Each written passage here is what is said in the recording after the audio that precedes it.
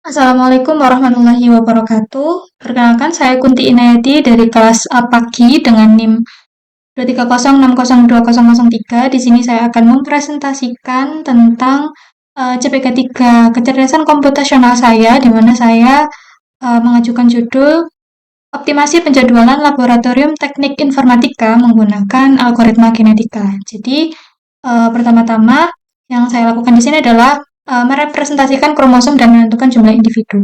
Jadi, karena di sini sifatnya penjadwalan, nantinya tiap individu itu akan merepresentasikan jadwal dalam waktu 1 minggu. Nah, sebelumnya saya membuat tabel-tabel, ya, tabel-tabel di sini adalah tujuannya untuk nantinya mempermudah dalam pembangkitan individu. Jadi, untuk individunya nanti yang digunakan adalah tabel, terutama untuk tabel ruangan, tabel sesi, dan juga tabel praktikum. Kenapa? Karena untuk ketiga tabel ini sudah mencakup semua tabel yang ada uh, di sini.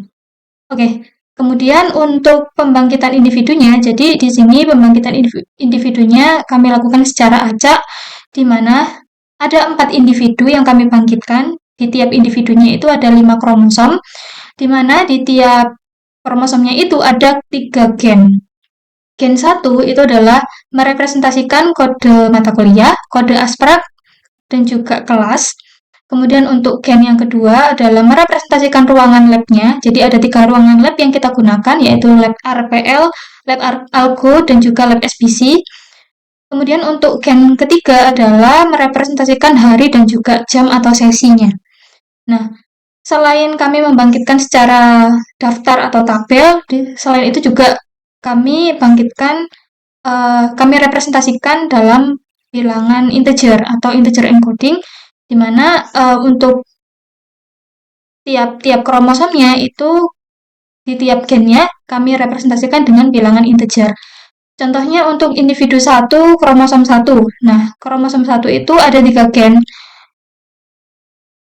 Gen 1 direpresentasikan dengan bilangan integer 0, gen 2 bilangan integer 3, dan gen 3 direpresentasikan dengan bilangan integer 1. 0, 3, dan 1 ini diperoleh dari kode di tabel-tabel yang sudah ada di atasnya.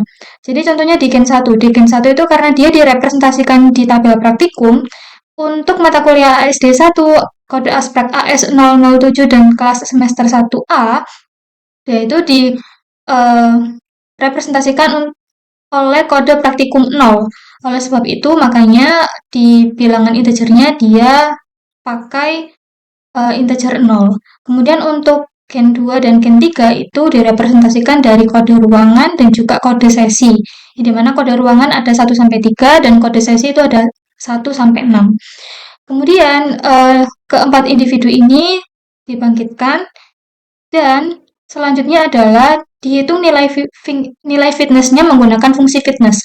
Nah, fungsi fitness yang saya gunakan adalah 1/1 plus KR plus KJ.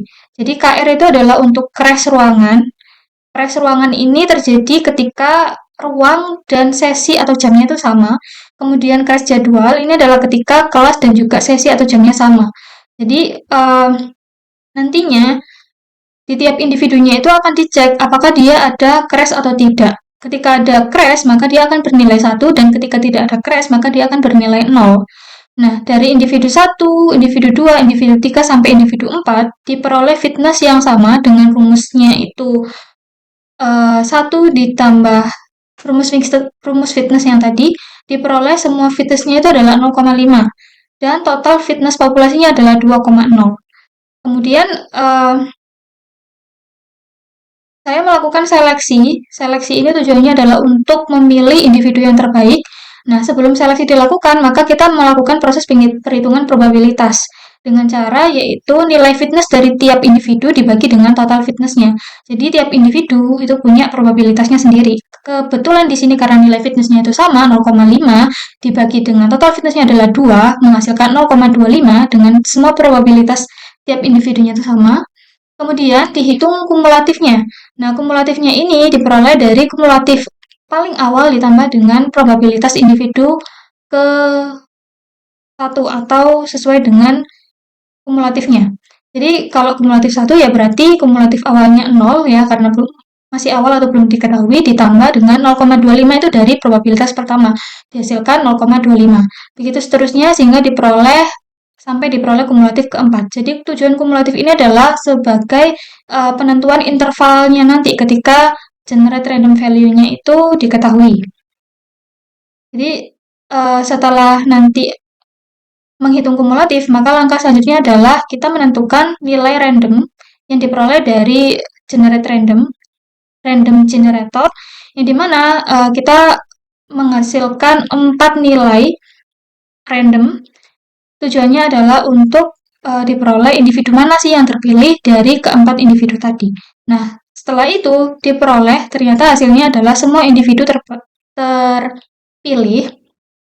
Hanya saja di sini untuk populasi awal itu kan individu 1, individu 2 itu berada di kromosom sesuai awalnya. Tapi ketika hasil populasinya itu muncul, dari seleksinya itu diperoleh individu satunya itu adalah individu 2 dan individu 2-nya itu adalah individu 1. Jadi untuk kromosomnya itu dibalik. Populasi hasil seleksinya itu kromosom dari individu 1 dan individu 2 awal itu dibalik. Kemudian dilakukan proses crossover, di mana proses crossover ini pakai one point crossover, jadi crossover di satu titik dengan crossover rate-nya adalah 0,75.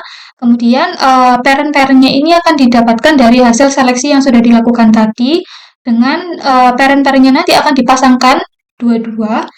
Kemudian akan dicari random crossover-nya untuk mengetahui apakah pasangan tersebut mengalami crossover atau tidak. Dari mana kita mengetahuinya? Ketika random crossover-nya itu kurang dari 0,75, maka dia akan mengalami crossover pasangan tersebut. Jika melebihi, maka tidak terjadi. Nah, karena di pasangan yang pertama itu terjadi crossover, maka dari itu kita hitung juga, kita cari cut point randomnya. Itu bernilai 2, maksudnya adalah nanti dia akan mengalami perpotongan di kromosom yang kedua. Jadi kromosom yang pertama untuk nanti hasil offspringnya, kromosom pertama diperoleh dari individu atau parent pertama, dan kromosom yang kedua sampai yang kelima itu akan diperoleh dari individu kedua atau parent yang kedua.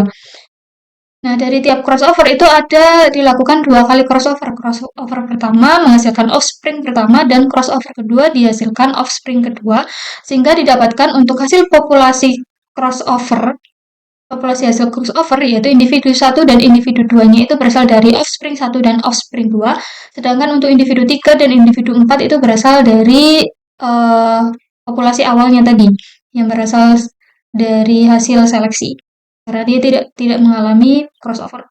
Kemudian selanjutnya adalah dilakukan mutasi. Nah, mutation rate-nya di sini saya menggunakan 5% atau 0,05. Nah, mutation rate ini nanti terjadi ketika random value yang dihasilkan itu kurang dari 0,05. Nah, karena mutasi ini terjadi pada gen, sehingga karena totalnya di sini ada 4 individu kali 5 kromosom, jadi ada 20 gen, yang dimana nanti setelahnya kita akan melist atau mendaftar random angka yang dihasilkan dari tiap kromosomnya. Jadi nanti di dituliskan ya semua random angka yang dihasilkan, dan di sini didapatkan individu yang terjadi mutasi itu adalah di individu yang kedua di kromosom yang terakhir, yaitu bernilai 0,031 untuk random angkanya. Nah, di mana di sini untuk mutasi ya, gen yang boleh berubah itu hanyalah di gen yang kedua atau gen yang ketiga. Nah, karena di sini itu ada di kromosom yang terakhir dan di individu 2, ini saya jabarkan dulu untuk semua kromosomnya. Nah, kemudian dengan random generator, nilai yang dihasilkan itu adalah di gen yang ketiga, di mana gen ketiga itu kan nilainya 1-6. Nah, dihasilkan nilai dari random value-nya itu adalah 2. Sehingga nilai 4 pada kromosom di gen yang ketiga itu diubah menjadi 2. Makanya menghasilkan populasi baru untuk generasi satunya itu individu 1 tadi berasal dari offspring 1 ya. Individu 2 itu karena dia mengalami mutasi, maka dia diperoleh dari hasil akhir mutasi, dan individu 3 dan 4-nya dia tetap karena dia tidak mengalami perubahan. Kemudian untuk generasi 1 dia masuk pada langkah seperti tadi, yaitu dia dihitung fungsi fitnessnya, ya. Di sini untuk fungsi fitnessnya juga masih sama, masih ada yang mengalami crash jadwal, sehingga kita melakukan proses seleksi juga, kemudian melakukan proses crossover. Jadi di proses seleksi dihasilkan semua individunya masih terpilih, kemudian dari proses crossover ada dua pasangan yang dimana dua-duanya itu mengalami crossover karena random angkanya masih memenuhi. Bedanya adalah di pasangan satu itu cut point-nya ada di kromosom ketiga, dan di pasangan kedua random cut point-nya ada di kromosom pertama, sehingga dihasilkan offspring-nya adalah sebagai berikut, menjadi populasi setelah crossover, kemudian hasilnya nanti akan masuk ke dalam mutasi dengan mutation rate yang sama, dan ternyata setelah di list semua random angkanya, dihasilkan untuk yang mengalami mutasi adalah pada individu ketiga dengan nilai mutasinya adalah 0,041, di mana untuk kromosom yang kedua itu ternyata setelah di random angkanya yang berubah itu adalah pada gen ketiga juga, di mana gennya dari 5 kita ubah menjadi 2, sehingga diperoleh hasil mutasinya untuk individu 3 adalah sebagai berikut. Sehingga didapatkan kita data ulang populasi baru untuk generasi yang kedua dengan individu 1, individu 2 itu berasal dari offspring tadi, hasil crossover, kemudian individu 3 dari hasil mutasi, dan individu keempat juga berasal dari offspring yang keempat. Kemudian itu nanti akan dilakukan yang sama, dihitung fungsi fitnessnya. Di sini fungsi fitnessnya udah ada yang satu, tapi dia di individu 1 dan di individu 4 itu masih 0,5, sehingga masih ada bentrok jadwal atau konflik jadwal. Kemudian tetap kita lakukan seleksi rolled wheel dengan nanti tujuannya adalah untuk memilih individu yang terbaik. Nah, di sini individu yang dipilih itu adalah hanya individu 2, 3, dan 4. Jadi individu 1 sudah tidak dipilih lagi. Kemudian dilakukan crossover. Crossover ini dilakukan parentnya itu berasal dari hasil tadi, seleksi tadi, yang dimana ada dua pasangan, dimana pasangan 1 dan pasangan 2 dua-duanya itu mengalami crossover karena random angkanya itu memenuhi. Di mana untuk pasangan 1 itu ada individu 2 di crossoverkan dengan individu 2, dan pasangan 2 itu individu 3 di crossoverkan dengan individu 4. Didapatkan hasilnya adalah sebagai berikut dengan random cut point sesuai dengan tertera di dalam hasil yang saya tuliskan. Kemudian diperoleh hasilnya itu nanti akan masuk di bagian mutasi. Jadi dilakukan mutasi, kita pilih mana yang memenuhi mutation rate, dan ternyata mutasi itu dilakukan di individu yang keempat, dengan individu yang keempat itu di kromosom yang kedua, dengan yang diubah itu adalah di gen yang ketiga juga, dari 5 itu kita jadi 2, sehingga nanti dihasilkan populasi baru di generasi yang ketiga dengan semua individunya tertera sebagai berikut. Nah, untuk generasi 3 ini, setelah kita hitung ulang fitnessnya, diperoleh hasil bahwa semua fitnessnya itu sudah bernilai 1. Sehingga untuk kesimpulan pada penjadwalan laboratorium CAR ini adalah pada generasi yang pertama dan kedua, itu nilai fitnessnya itu tidak semuanya bernilai 1. Artinya ada yang nilainya tuh masih kurang dari 1, antara 0,25 sampai 0,5, sehingga masih ada bentrok jadwal laboratorium yang terjadi. Sedangkan pada generasi yang terakhir, yaitu generasi yang ketiga, semua individu itu punya nilai fitness tertinggi, yaitu sama dengan 1, di mana menandakan bahwa sudah tidak terjadi bentrok jadwal laboratorium di Prodi Teknik Informatika.